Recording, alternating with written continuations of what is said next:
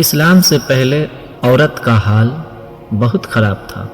دنیا میں عورتوں کی کوئی عزت و وقوت ہی نہیں تھی۔ مردوں کی نظر میں اس سے زیادہ عورتوں کی کوئی حیثیت ہی نہیں تھی کہ وہ مردوں کی نفسانی خواہشات پوری کرنے کا ایک کھلونا تھی۔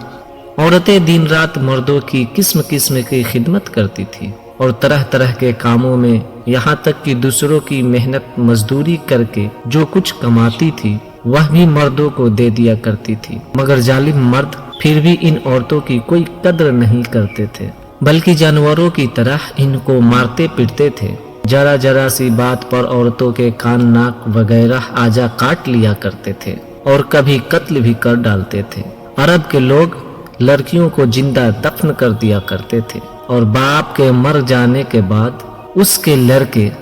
جس طرح باپ کی جائیداد اور سامان کے مالک ہو جایا کرتے تھے، اسی طرح اپنے باپ کی بیویوں کے مالک بن جایا کرتے تھے، اور ان عورتوں کو زبردستی لونڈیاں بنا کر رکھ لیا جاتا تھا۔ عورتوں کو ان کے ماں باپ، بھائی بہن یا شوہر کی میراث میں سے کوئی حصہ نہیں ملتا تھا، اور نہ ہی عورت کسی چیز کی مالک ہوا کرتی تھی۔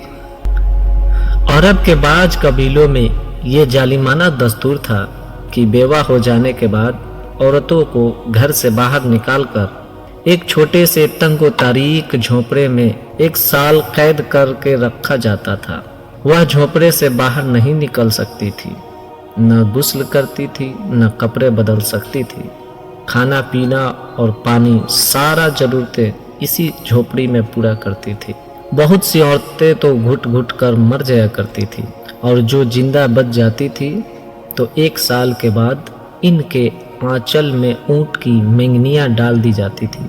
اور ان کو مجبور کیا جاتا تھا کہ وہ کسی جانور کے بدن سے اپنے بدن کو رگڑے، پھر سارے شہر کا اسی گندے لباس میں چکر لگائے اور ادھر ادھر اونٹ کی مینگنیاں پھینکتی ہوئی چلتی رہے۔ یہ اس بات کا اعلان ہوتا تھا کہ اس عورت کی عدت ختم ہو گئی ہے۔ اسی طرح کی دوسری بھی طرح طرح کی خراب اور تکلیف دہ رسمیں تھی جو غریب عورتوں کے لیے مصیبتوں اور بلاؤں کا پہاڑ بنی ہوئی تھی، اور بیچاری مصیبت کی ماری عورتیں گھٹ گھٹ کر، رو رو کر اپنی زندگی کے دن گزارتی تھی۔ ہندوستان میں تو بیوہ عورتوں کے ساتھ ایسے دردناک ظالمانہ سلوک کیے جاتے تھے کہ جن کو سوچ سوچ کر کلیجہ منہ کو آ جاتا ہے۔ ہندو دھرم میں ہر عورت کے لیے فرض تھا کہ وہ زندگی بھر قسم قسم کی خدمتیں کر کے پتی پوجا یعنی شوہر کی پوجا کرتی رہے، اور شوہر کو موت کے بعد اس کی چتا کی آگ کے شعلوں پر زندہ لیٹ کر ستی ہو جائے، یعنی شوہر کی لاش کے ساتھ زندہ عورت بھی جل کر راکھ ہو جائے۔ غرض پوری دنیا میں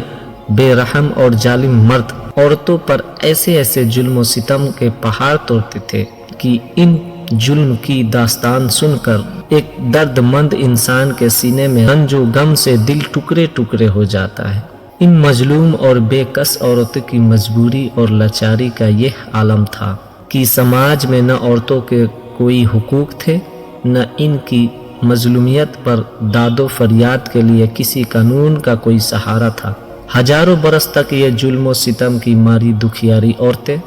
اپنی بے بسی اور لاچاری پر روتی بل بلاتی اور آنسو بہاتی رہی، مگر دنیا میں کوئی بھی ان عورتوں کے زخموں پر مرہم رکھنے والا اور ان کی مظلومیت کے آنسوؤں کو پوंچھنے والا دور دور تک نظر نہیں آتا تھا۔ نہ دنیا میں کوئی بھی ان کے دکھ درد کی فریاد سننے والا تھا، نہ کسی کے دل میں ان عورتوں کے لیے بال برابر بھی رحم و کرم کا کوئی جذبہ تھا۔ عورتوں کے اس حال جار پر انسانیت رنج و غم سے بے چین اور بے قرار تھی، مگر اس کے لیے اس کے سوا کوئی چارہ کار نہیں تھا کہ وہ رحمت خداوندی کا انتظار کرے کہ الرحم الراحمین غیب سے کوئی ایسا سامان پیدا فرما دے کہ اچانک ساری دنیا میں ایک انوکھا انقلاب نمودار ہو جائے اور لاچار عورتوں کا سارا دکھ درد دور ہو کر ان کا بیڑا پار ہو جائے۔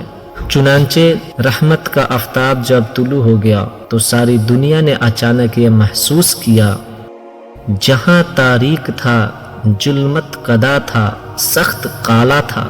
کوئی پردے سے کیا نکلا کہ گھر گھر میں اجالا تھا۔